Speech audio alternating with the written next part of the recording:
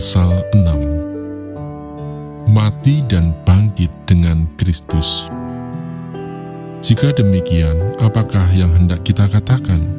Bolehkah kita bertekun dalam dosa supaya semakin bertambah kasih karunia itu? Sekali-kali tidak. Bukankah kita telah mati bagi dosa? Bagaimanakah kita masih dapat hidup di dalamnya? Atau tidak tahukah kamu bahwa kita semua yang telah dibaptis dalam Kristus telah dibaptis dalam kematiannya?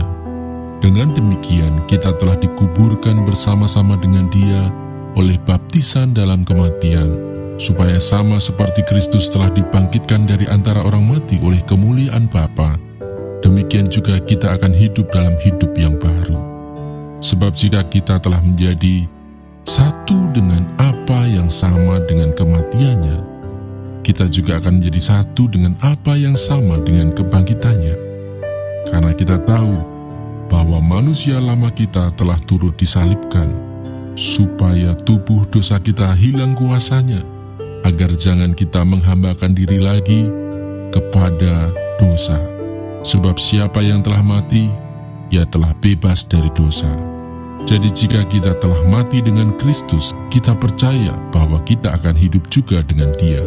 Karena kita tahu bahwa Kristus sesudah Ia bangkit dari antara orang mati, tidak mati lagi, maut tidak berkuasa lagi atas Dia. Sebab kematiannya adalah kematian terhadap dosa, satu kali dan untuk selama-lamanya, dan kehidupannya adalah kehidupan bagi Allah.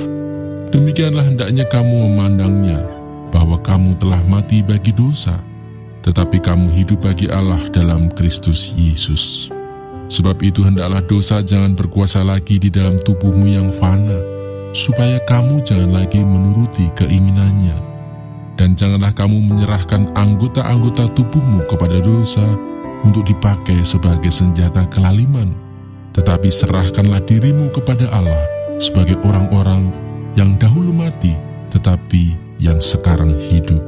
Dan serahkanlah anggota-anggota tubuhmu kepada Allah untuk menjadi senjata-senjata kebenaran. Sebab kamu tidak akan dikuasai lagi oleh dosa, karena kamu tidak berada di bawah hukum Taurat, tetapi di bawah kasih karunia. Dua macam perhambaan.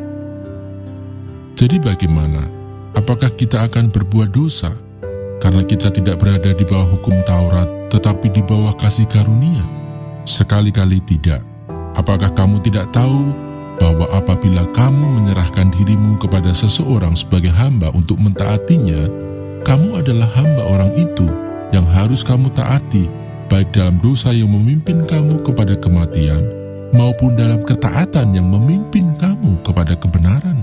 Tetapi syukurlah kepada Allah, dahulu memang kamu hamba dosa, tetapi sekarang kamu dengan segenap hati telah mentaati pengajaran yang telah diteruskan kepadamu.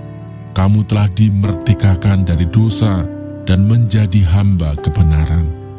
Aku mengatakan hal ini secara manusia karena kelemahan kamu, sebab sama seperti kamu telah menyerahkan anggota-anggota tubuhmu menjadi hamba kecemaran dan kedurhakaan yang membawa kamu kepada kedurhakaan, demikian hal kamu sekarang harus menyerahkan anggota-anggota tubuhmu menjadi hamba kebenaran yang membawa kamu kepada pengudusan.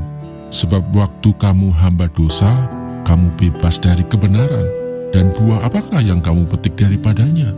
Semuanya itu menyebabkan kamu merasa malu sekarang, karena kesudahan semuanya itu ialah kematian.